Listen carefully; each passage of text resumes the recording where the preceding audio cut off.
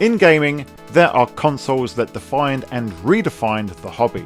There have been sales phenomenons, and there have been cult classics, and there have been innovators and trendsetters and everything in between.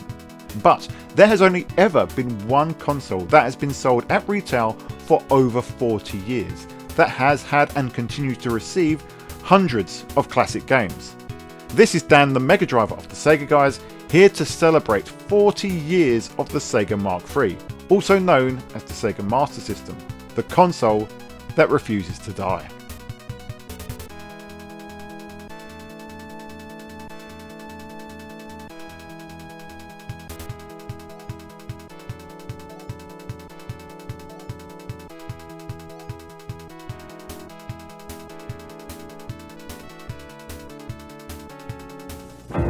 Sega challenges you with the ultimate video game, the Sega Master System. The Master System was Sega's first console to be released on a global scale, but it wasn't their first console. Back in the early 1980s, Sega were veterans of the arcade and big players, much as they always were. However, the North American video game crash disrupted that arcade business, causing Sega's American-based then-owner Gulf and Western to sell the US arcade arm to Bally. With a renewed focus on Japanese operations, Sega president Hayao Nakamura pushed the company, who already had experience in creating arcade hardware, to create systems for the home. This would be a two-pronged assault.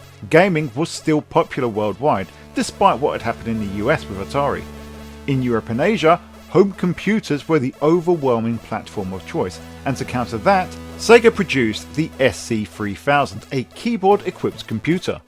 To fill the gap in the less established home console scene and perhaps reignite that fire that burned so brightly for Atari, Sega released the SG1000, a dedicated console featuring the same ColecoVision based hardware, seeing as that console was still the most powerful on US soil prior to the video game market's collapse over there.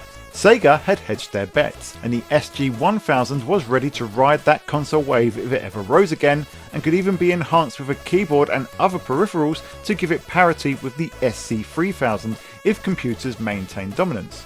The plan seemed foolproof. Unfortunately, on the 5th of July 1983, the day that the SG1000 launched, another video game company from Japan had exactly the same idea.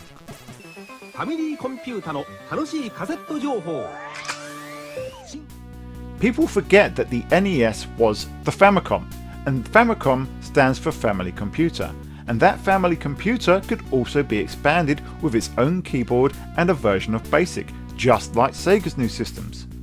However, both Sega BASIC and Family BASIC held the respective companies' computer-based variants back in an already competitive and fragmented marketplace, where the MSX standard was already gaining traction. The SC3000 did have some success in Australia and New Zealand, but in Japan, it was the console that saw the most success from Sega and for Nintendo, with both systems surpassing their respective expectations. However, while Sega took ColecoVision's market-leading specs and said, "That'll do," Nintendo looked at that same console for inspiration on how they could surpass it. As a result, despite launching on the same day and for a lower RRP, the Famicom vastly outsold Sega's maiden console based on its better capabilities and marquee arcade titles like Donkey Kong and Popeye. The SG1000, with its own arcade ports courtesy of Sega, was a success in its own right. With both it and the Famicom succeeding as dedicated game systems, Sega was spurred on to update their SG1000 with the Mark II redesign a year later. However, that too failed to make a dent in Nintendo's growing market dominance. Looking to surpass Nintendo in terms of console power and, they hoped, sales, Sega constructed a brand new technological terror, the Sega Mark III.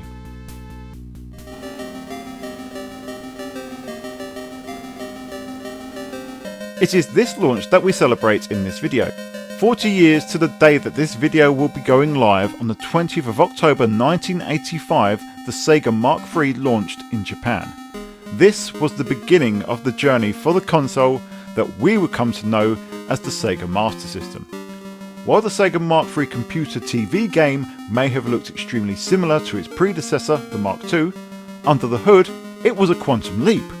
sporting the Zilog Z80 CPU as well as a custom Texas Instrument video display processor, both of which being hybrid 8 and 16-bit chips that mostly operated in 8-bit capacity, as well as several times the RAM of Nintendo's Famicom system. The new Sega system was backwards compatible with SG-1000 cartridges, and its own games came on both new Mark III carts as well as its own Sega cards, a credit card sized media for smaller games. Launching with arcade translations of Sega's blockbuster Hang On and the cult hit Teddy Boy Blues, Sega once again looked to beat Nintendo on the console scene. Unfortunately, Famicom culture in Japan had become nigh on impregnable, with Super Mario Bros. Releasing in the same period and cementing Nintendo's 90% market share. The Mark III still outsold its predecessors, bolstered by solid arcade ports of games like Space Harrier and Fantasy Zone, but it failed to see any meaningful growth or capture a significant share of the Japanese gaming market. If Sega were to succeed, they would need to look outside of Japan.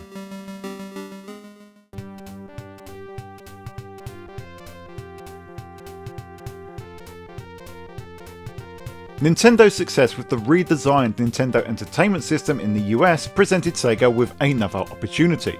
Sega had a degree of brand recognition from their arcade business in the US, but since selling their distributions in America to Bally amid the American downturn, they didn't have the presence that they once had.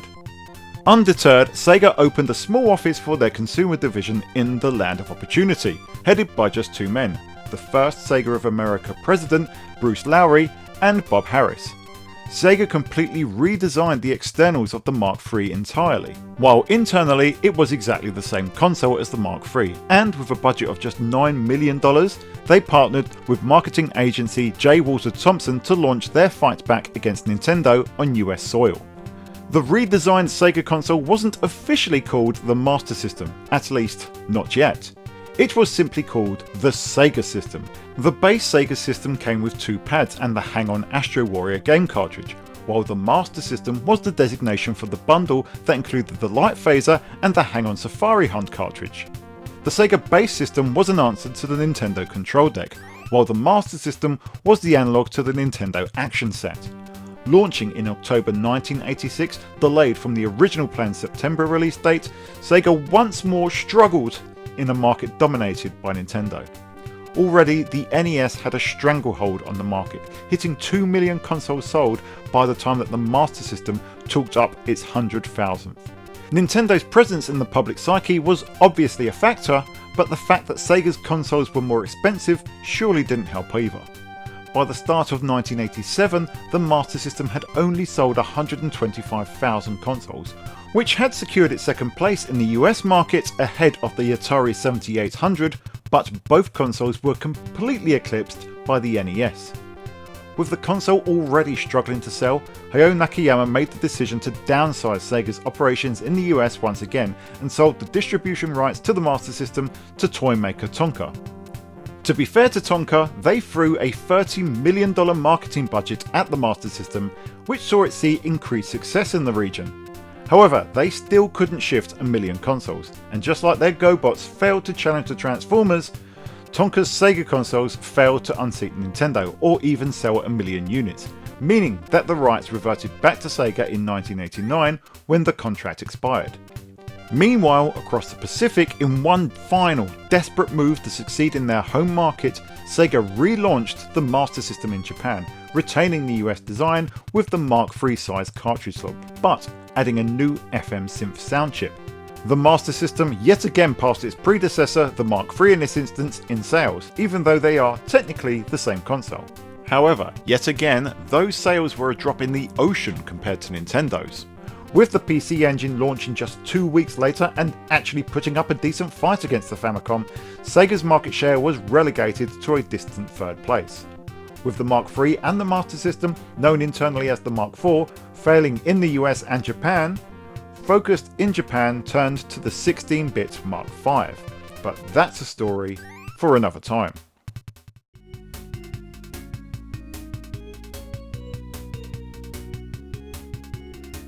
Sega's console efforts outside of Japan and the US were pretty much afterthoughts. The The South Korean release was handed over to Samsung, who initially marketed the Mark III with no changes at all, but then when they received the Master System, they rebranded it completely as the Game Boy. It was the same in Europe, with the handling of Sega's console left to the highest bidder. This wasn't just a Sega thing, Nintendo had done exactly the same, with the distribution of the Nintendo Entertainment System given to Mattel in the region. It's a bold strategy, Cotton. Let's see if it pays off for them. My assumption here would be that, in Europe at least, home computers were so dominant, to the extent that not even the Atari 2600 really made that much of a dent, that launching a dedicated games console was pretty much a gamble. While various agencies would pick up the rights to the Master System all over the region, one of the biggest was Ariolasoft, who were the first to put Sega's console on the continent in 1986 with the German launch. Later, they would successfully gain the rights to distribute the Master System in the UK. Ariolasoft had plans for the console to successfully fend off the Mattel-managed Nintendo with an aggressive pricing strategy. However, Sega's deal with Ariolasoft eventually fell through, with Mastertronic swooping in to become Sega's partner in France and the UK. Launching at £99 in the UK, the same price as the NES, the Master System managed to outsell its Nintendo rival in both the UK and mainland Europe.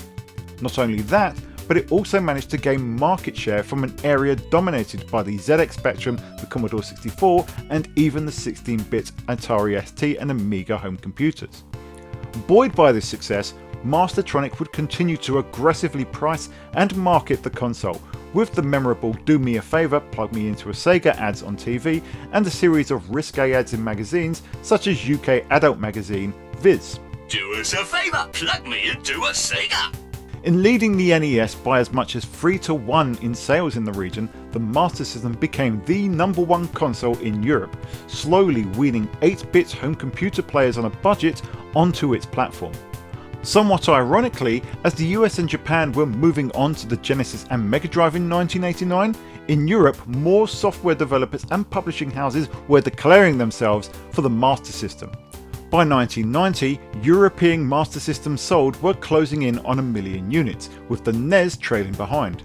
By the year's end, the Sega Mega Drive would arrive in the region, 2 years removed from its Japanese launch. It sold beyond expectations, but that didn't cut off the Master System in Europe. Oh no, quite the opposite.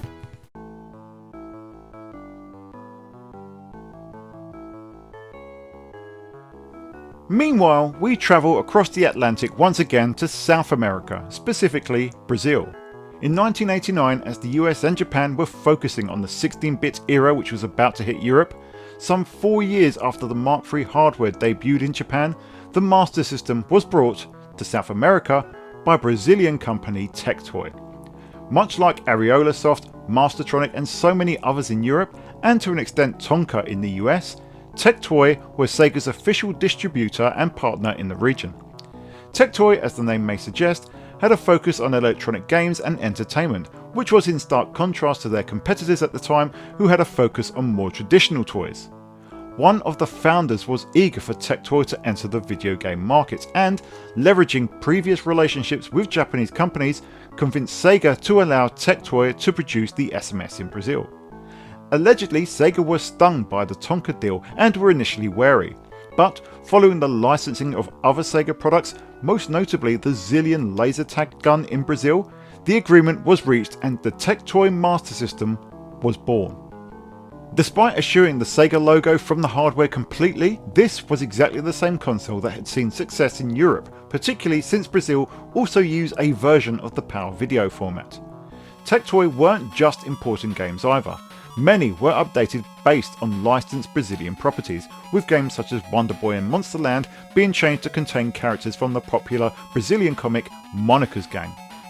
Though released in September of 1989, the Master System still accounted for 2/3 of TecToy's overall revenue that year. Suffice to say, it was a near instant success in the region. It was so successful that TecToy were quick to update the console bundles, with newly branded Master System 3D consoles which contained the 3D glasses, and then the Master System 2, which was exactly the same hardware but changed the built-in game to Alex Kidd in Miracle World. By the end of 1990, just as in Europe, the Master System had sold well, though its successor, the Mega Drive, also distributed by TecToy, was stepping onto the scene. but the Sega Master System wasn't done yet.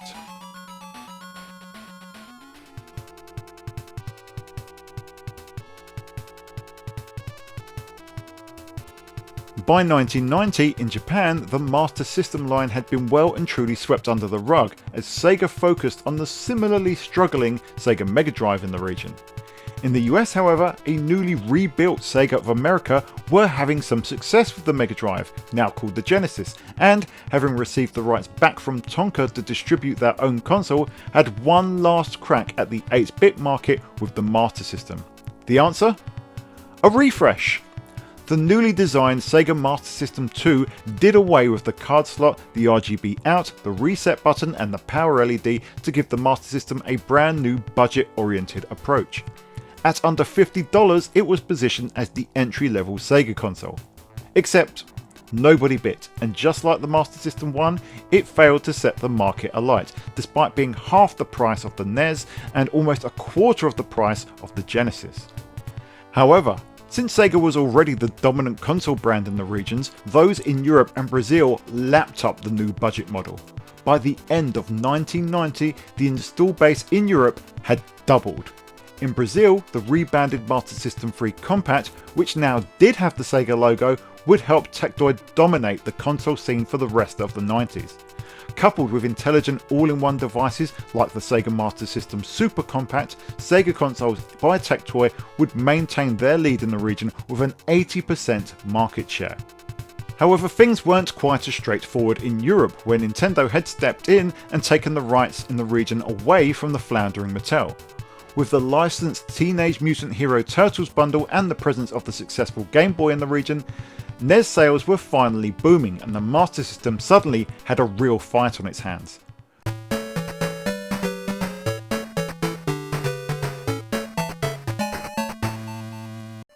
Who else but Sonic the Hedgehog would come in and save the day against the NES onslaught? The Master System port, developed by Yuzo Koshiro's Ancient, was a critical darling.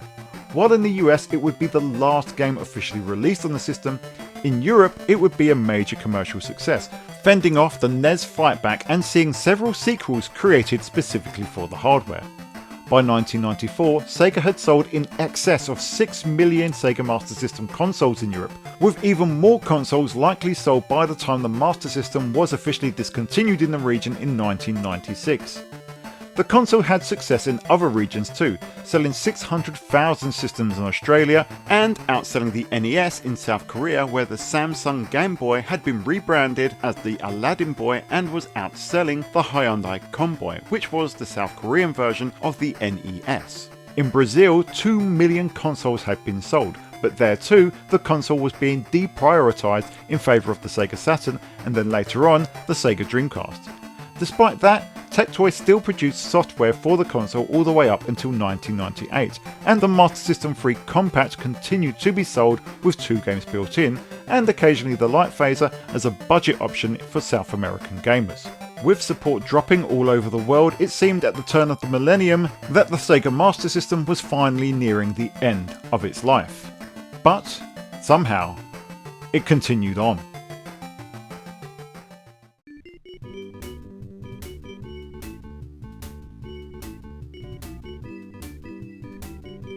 By 2002, a restructured TecToy was seeing a resurgence in its Mega Drive line of consoles based on a tie-in with game show de Miao. That same year, whether driven by the resurgent Mega Drive or some other factor, a new Master System console was released, the Master System 3 Collection. This version focused on the built-in software and included a whopping 74 games and came packaged with 2 6-button Mega Drive controllers. Since physical Master System cartridges and actual new releases were rare to non-existent to find on store shelves, it made sense to create a system with a library of games built in, akin to what we would see with modern retro and mini systems. This new Master System was a success, to the extent that it saw in a wave of new Master System hardware, several revisions to the Master System 3 collection, as well as various mini-controller consoles before a newly designed Master System 3, note neither of the collection or compact designations, launched in 2008. It was this design that was later refreshed as the Master System Evolution, which has seen a few colour and decal changes and is still sold in Brazilian stores today. while we have seen these consoles called clones, they remain official products, with the agreements between Sega and TecToy remaining today, as the Master System console remains on store shelves and for sale in online retailers. It's somewhat ironic then that a console declared dead in Japan as early as 1988 and abandoned in the US back in 1991 after being obliterated by the NES would outlast not just Nintendo's 8-bit console but every other games machine ever created. The Master System remains the longest running games console ever made, since it has never officially been off sale in Brazil thanks to the team at TecToy. As of 2016, an estimated 8 million consoles have been sold in the region, bringing total global Master System sales to over 20 million. It hasn't caught up with the NES's 60 million sales yet, but on a long enough timeline, I think it will get there. You may have won the battle, little dude, but you lost the war.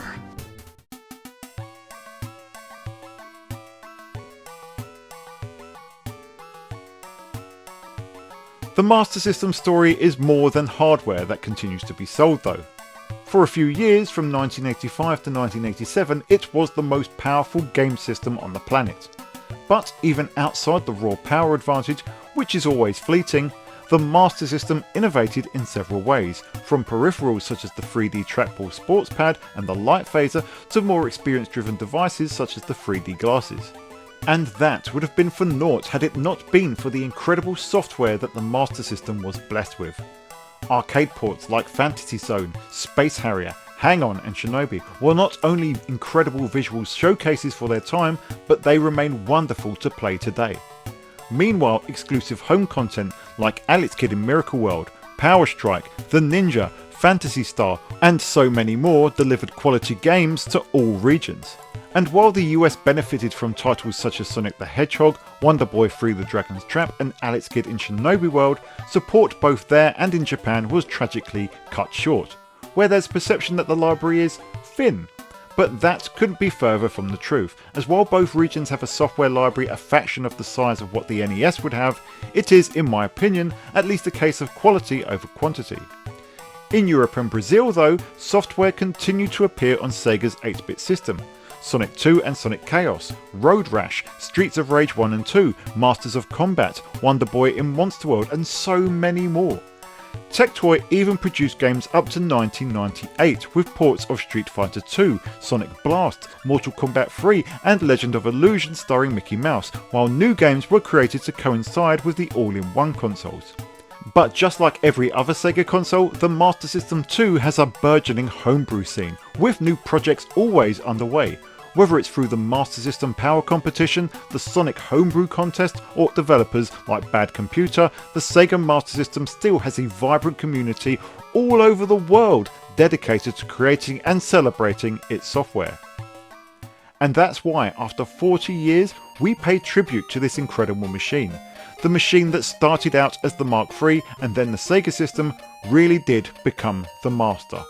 The master of Sega software, the master of Europe and Brazil, and the master of our hearts. Even if TecToy finally decide to stop selling the console, it will live on with those of us who fell in love with it, those talented creators still bestowing new software upon it, and those who have done themselves a favour and plugged themselves into this particular Sega to enjoy it forevermore.